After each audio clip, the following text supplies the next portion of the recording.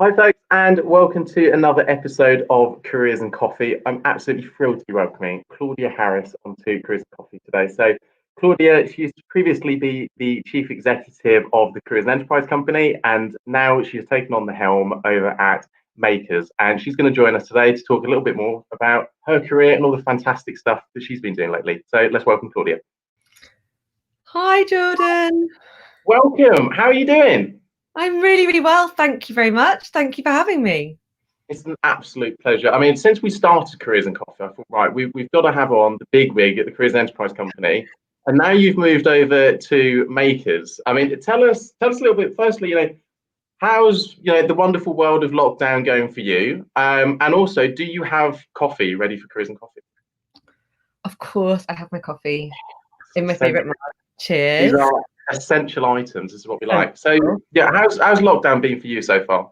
Do you know what? I think as lockdown goes, we've had it pretty easy. So I have a 1-year-old baby. In fact, I turned 1 last week. And so lockdown sort of started during my maternity leave. And the consequence was that my husband basically got locked into maternity leave with me. And he'd actually already taken 2 months off at the beginning, but basically he went back to work for a month, and then he was back at home. And honestly, that's been amazing. So we've had the year with our baby together. I think your first year with your baby, you're kind of a little bit locked down anyway. So I mean, it's been slightly less movement than I think we'd have hoped for, but it hasn't been completely life changing. And we haven't got a little child who should be at school.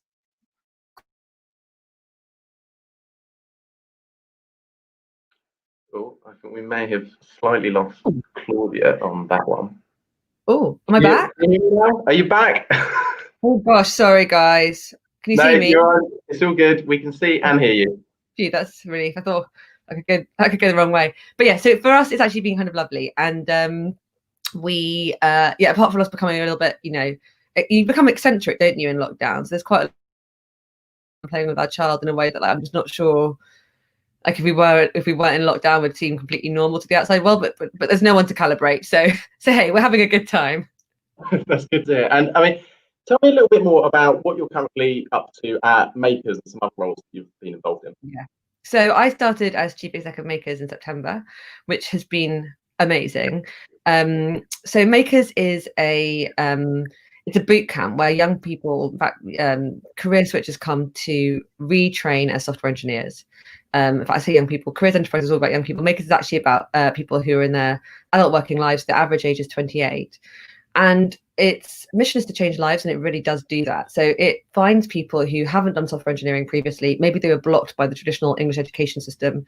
Very few women become computer scientists through the traditional education route.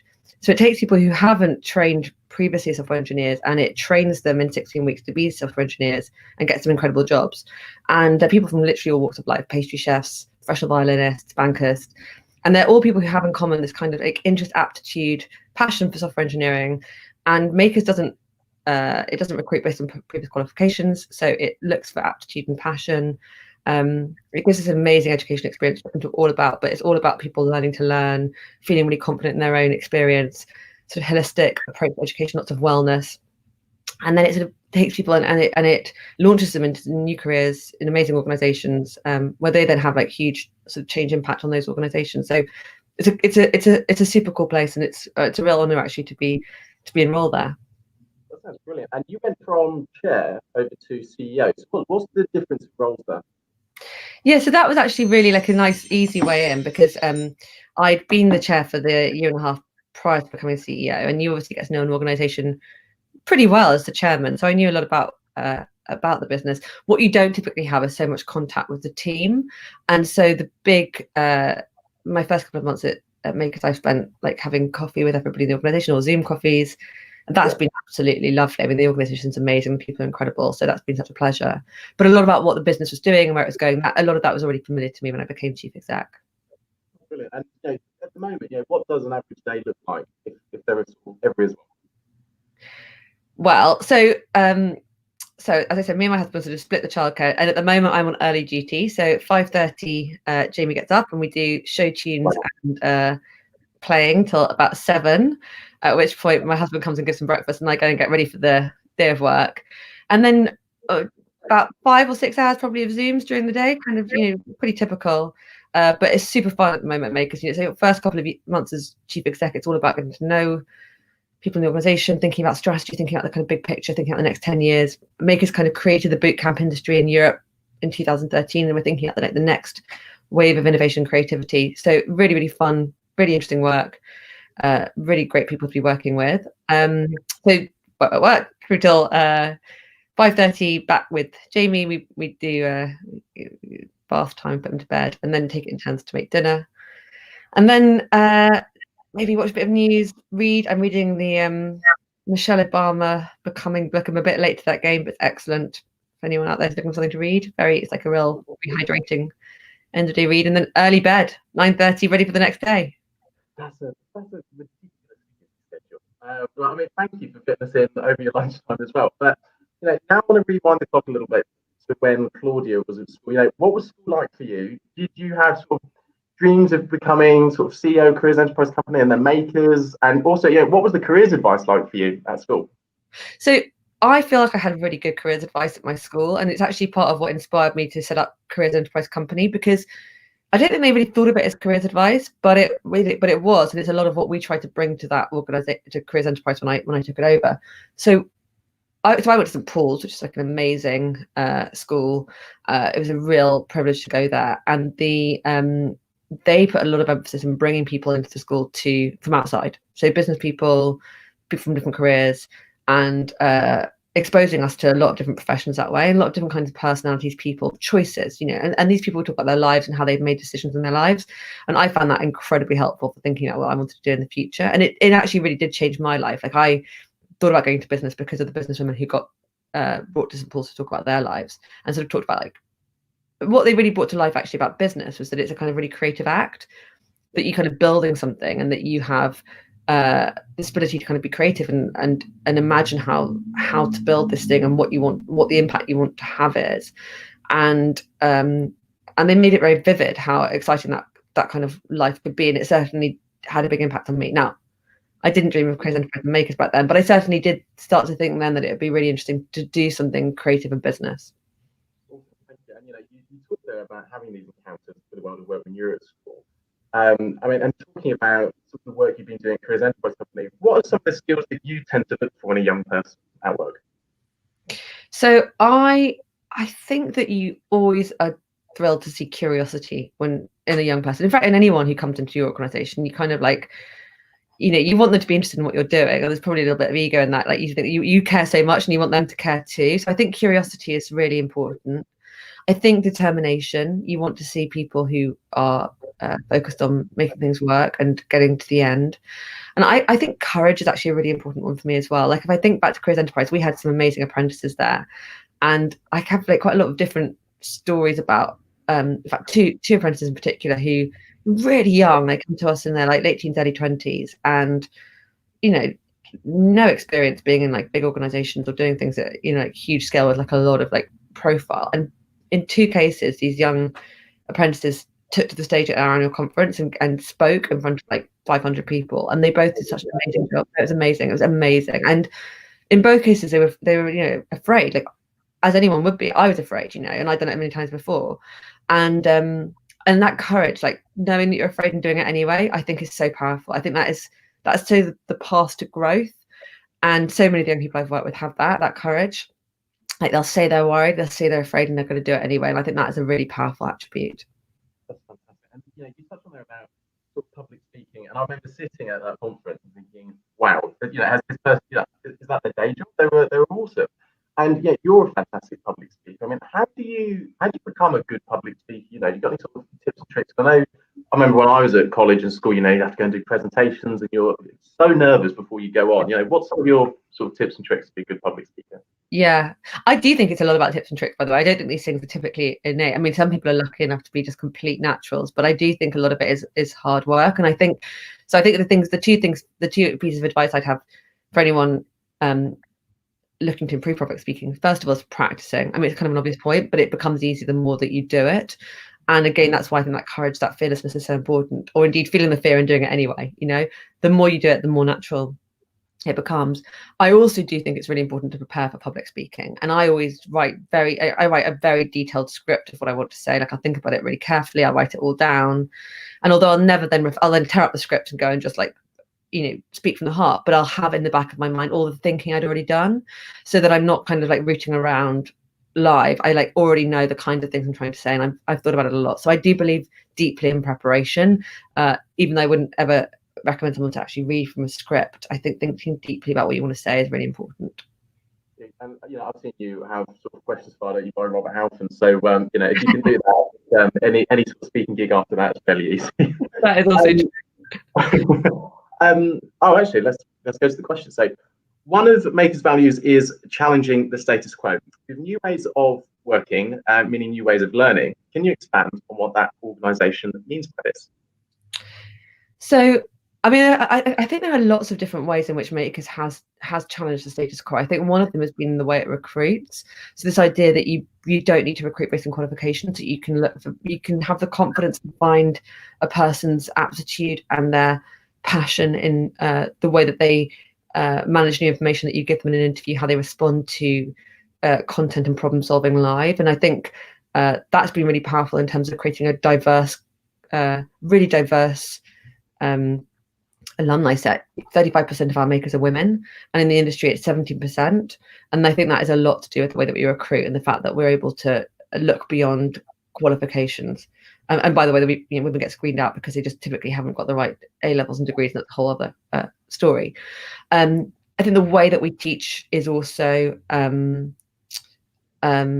challenges the status quo. And I guess with new ways of working, meaning new ways of learning, I guess one of the things that Makers does is it tries to really get people very, very close to what the workplace is like in its education environment. So, we are training people to get jobs. Like, that is the goal. We want people to have a fantastic career. And so we get very, very close up to what the world of work is like. We try and bring that to life. Our office in Shoreditch really feels like a working environment. Our practices are very closely aligned to the actual workplace. And I think that's really important. So it's it's not theoretical, it's very practical. And then I guess finally, the other kind of big challenge that we have that we sort of set versus some of the orthodoxies of education is that we don't give answers, we give people the tools to find the answers themselves, and that can feel very uncomfortable. So if people ask questions, the first response will be, well, how are you going to find the answer to that question? Not here is our answer. And the rationale for that is that we're going to be asking questions for the rest of our lives. Like, we all have to keep growing and learning.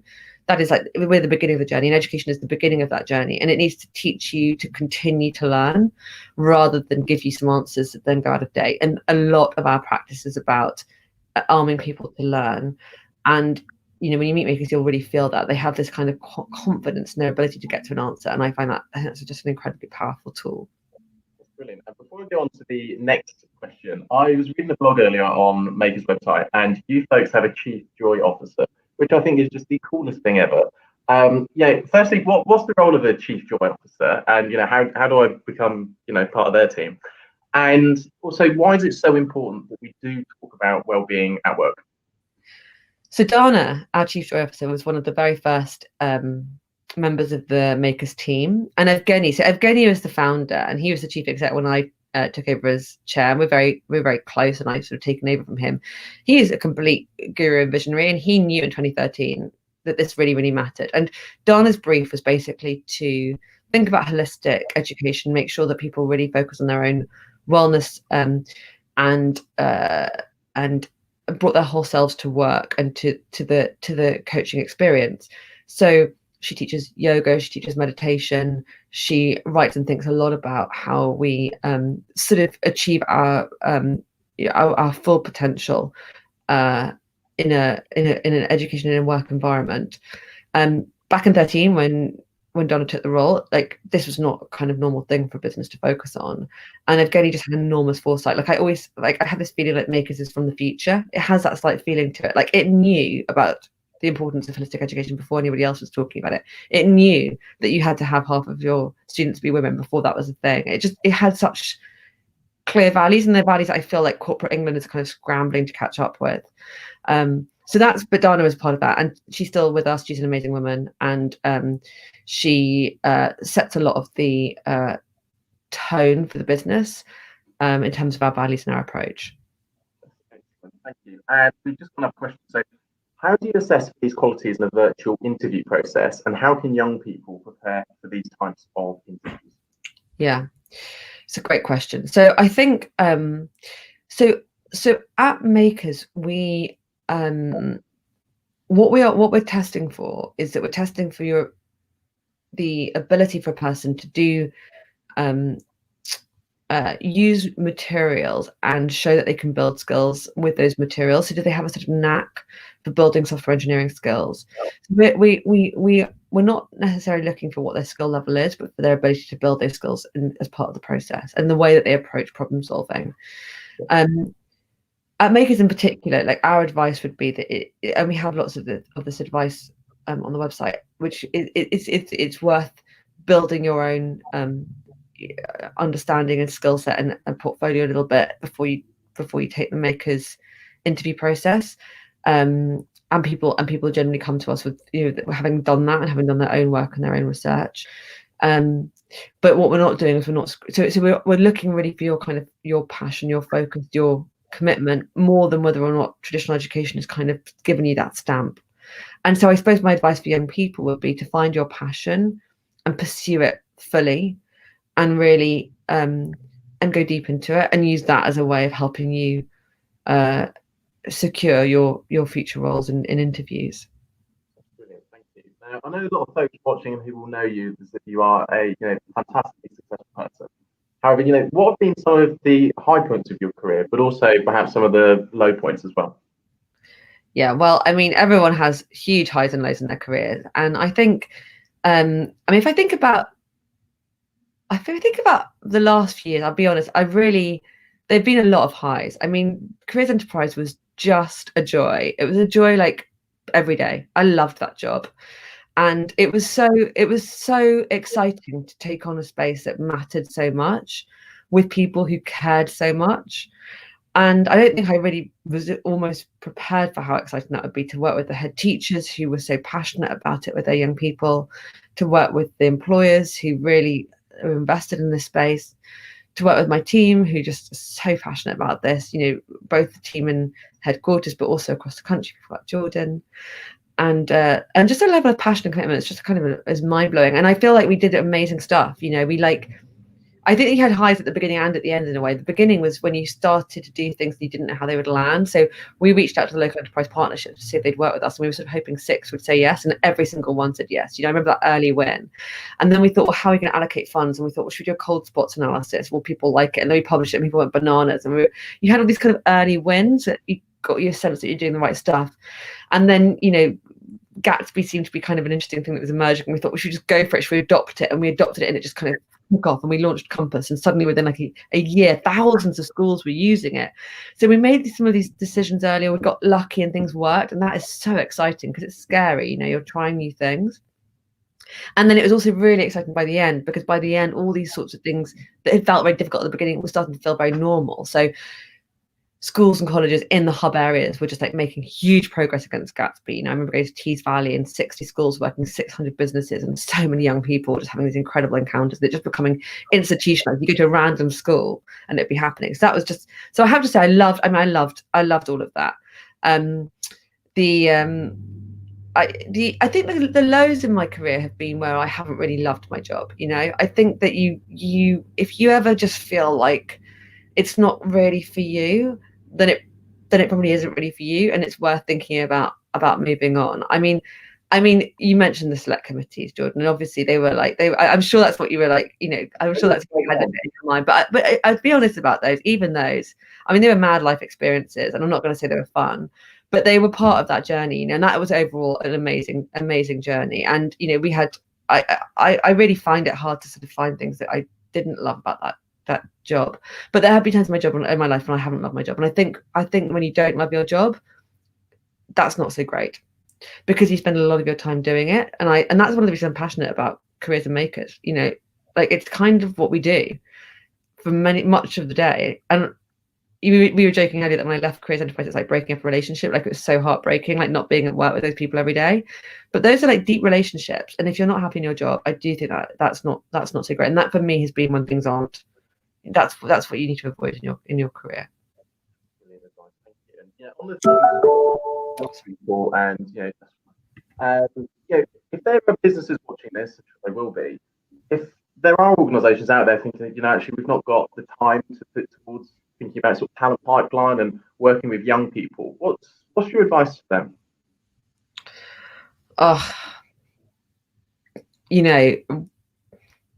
Priorities. It's so difficult. I mean, this is not easy times. And who am I to say that, really? Businesses are facing such terribly difficult situations. It's almost beyond really fathoming. And so if they say that, what can you say? But, you just have to hope that, and you do see that, and it's amazing that so many businesses still do really make a priority of that and still put effort into young people. They are the future. We have a responsibility to them. It just matters so much, doesn't it? Oh, well, you're speaking to the right person for that. I know.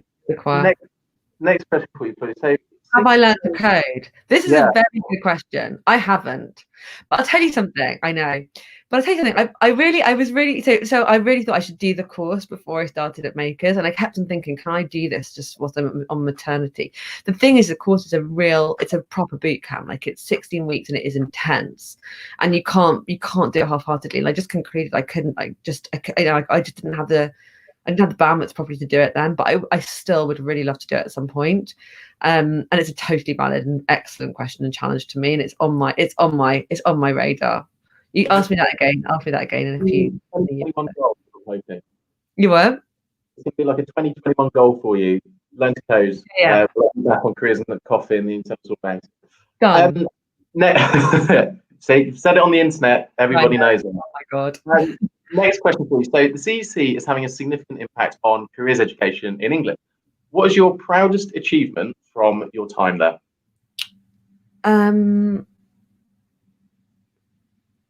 I think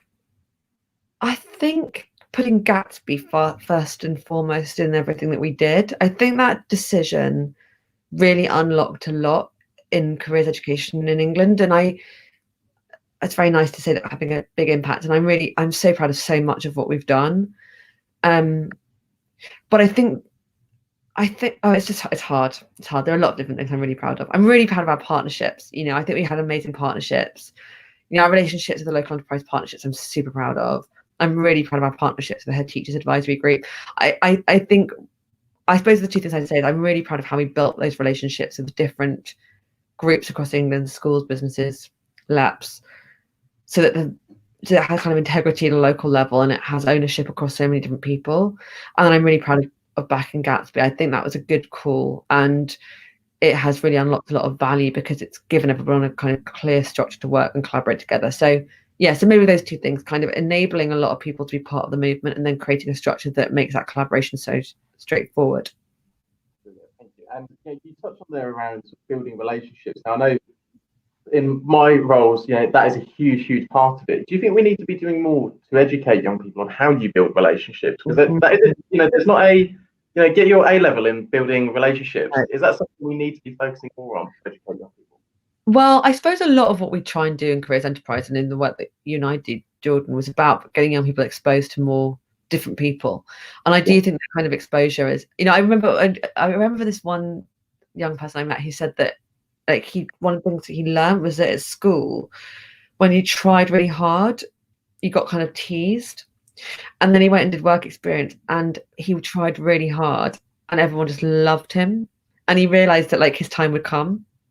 I just found that really, really moving. And the idea that in different environments, different qualities are valued. And I think that the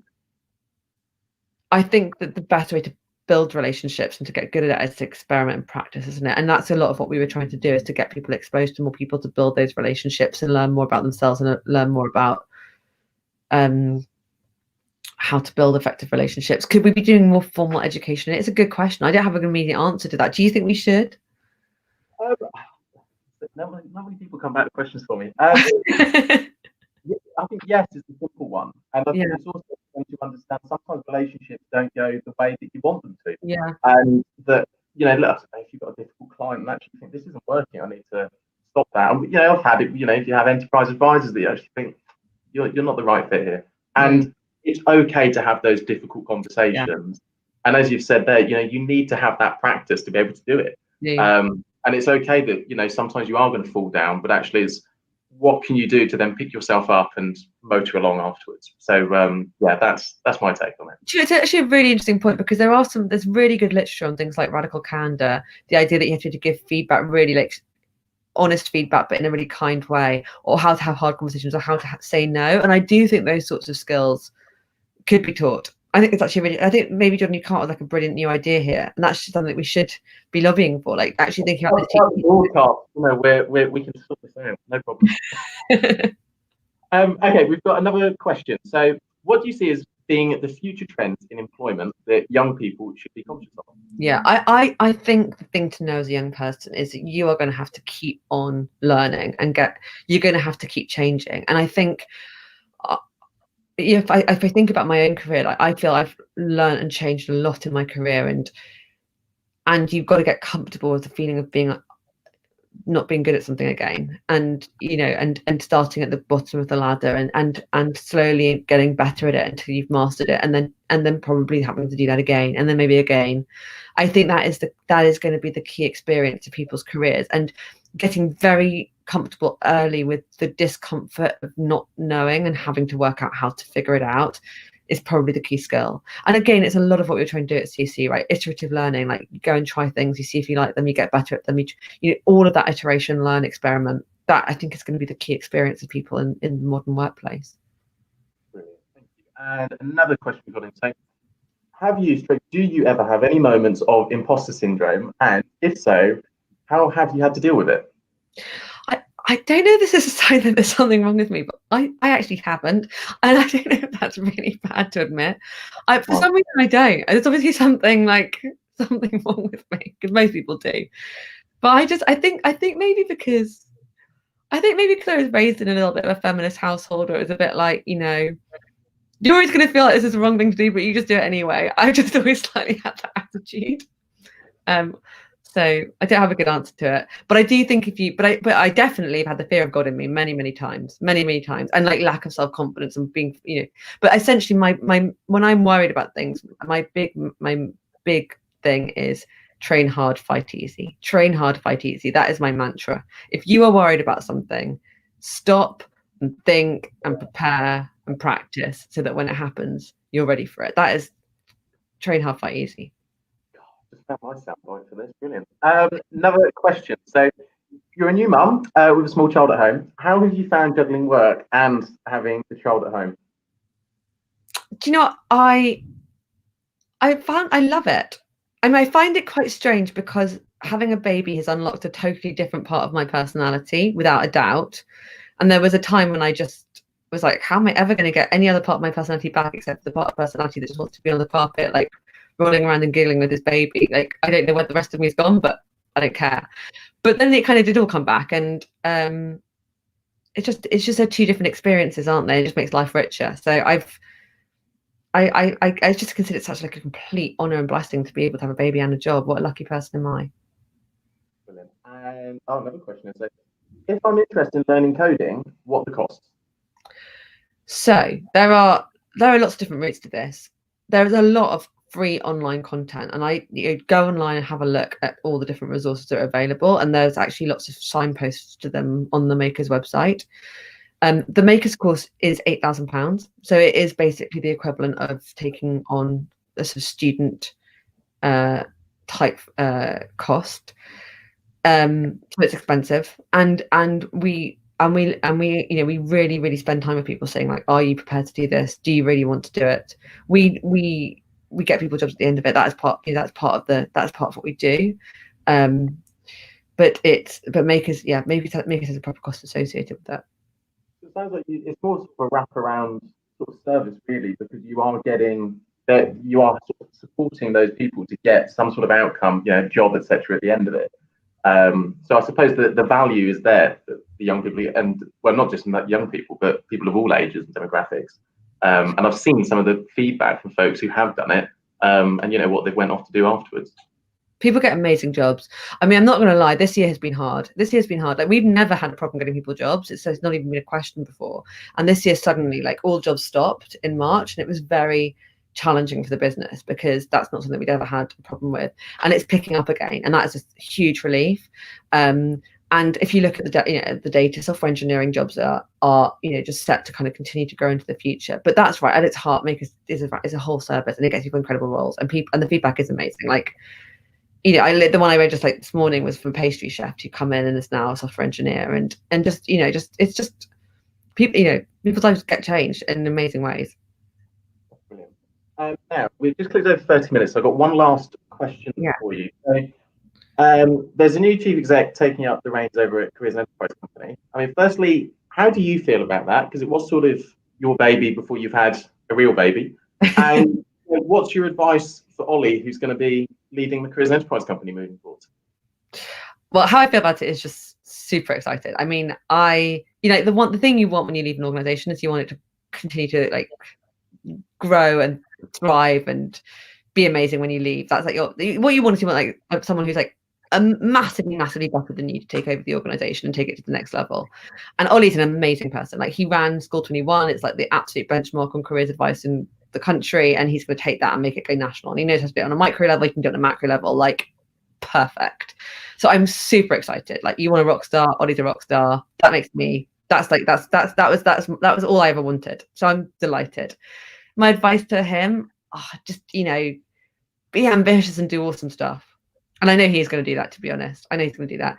But there's so much this organization has the potential to do. Like, the scope is so important. Nothing matters more, I don't think, than helping kids get jobs that they love. So and I think that as the world of work evolves, the potential for CEC to continue to evolve is also there. So go for it, Ollie, and I know you're going to do amazing things. Brilliant. And just have you got any sort of final words and sort of maybe some words of inspiration for any young people who are watching and thinking, wow, I'm feeling super anxious about what my future might look like? Last words, what's your advice to them? You are amazing. Like, if you are finding right now difficult, it's because the world is really difficult. It is not because you're not amazing. That is my advice. And just know that anything that feels difficult right now is not about you. It's about this crazy time we're living through. It's like the First World War. Like, you'll look back on it, you'll tell your grandchildren these stories. It's like nothing else that anyone has experienced in generation. And when it feels bad, it's because of that. It's not because of you. You are amazing. You're amazing. And just never ever forget that. Claudia, thank you so much for coming on Careers and Coffee. What a way to spend. Thanks so much, Jordan. Take care of yourself. Cheers. So, folks, that was Claudia Harris, Chief Executive of Makers and previous Chief Executive over at the Careers and Enterprise Company, telling us just some amazing advice. Be amazing. I think that's what I'm going to really take out of that session. So thank you so much for watching today's session. That's the end of Careers and Coffee for this week. Obviously, make sure to fill in the survey in the description bar below, or we'll send in links around Makers, Claudia's work. And we're looking forward to seeing you again next Tuesday and Thursday, 12:30 to 1 here on New Anglia YouTube channel.